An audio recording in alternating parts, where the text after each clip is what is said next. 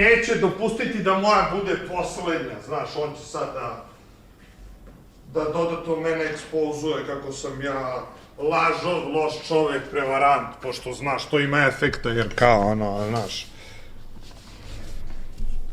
Kaže lik, toliko sam desetina hiljada evra donirao, samo na njegovom kodu izgubljeno 16 miliona evra.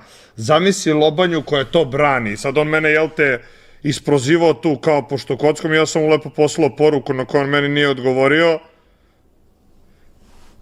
Ja sam njemu poslao, nije izgubljeno 16 miliona preko koda, nego 28, nemoj da širiš dezinformacije. Buraz, stani bre, druže. Pa čekaj, kako, što me blamiraš ovde, što govoriš da su ljudi izgubili samo 16 miliona evra? Što samo 16 miliona evra, pa Buraz, umanjuješ mi vrednost, jebote, 28 miliona je izgubljeno evra, bre. Svakako sve povezano za kocku. Neki humanitar, sve povezano za kocku, neće, razumeš? I sad, ne umesto lik da kaže, brate, Buraz, ja tebe ne gotivim, neću da snimam sa tobom. Znaš, nego kao, neću da radimo, neću sarađujemo, neću da snimamo zajedno zbog kocki, a onda snima sa kockarom.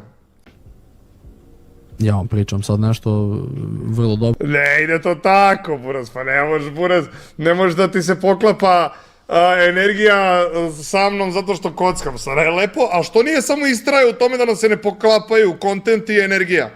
Što nije istrajao tu? Što je morao pomene kocku? Jer onda ako pomene kocku da mu smeta moj kontent zbog kocke, onda Buraz ne može svima sa lobom, ne može da svima ni sa kim, Buraz, ne razumem?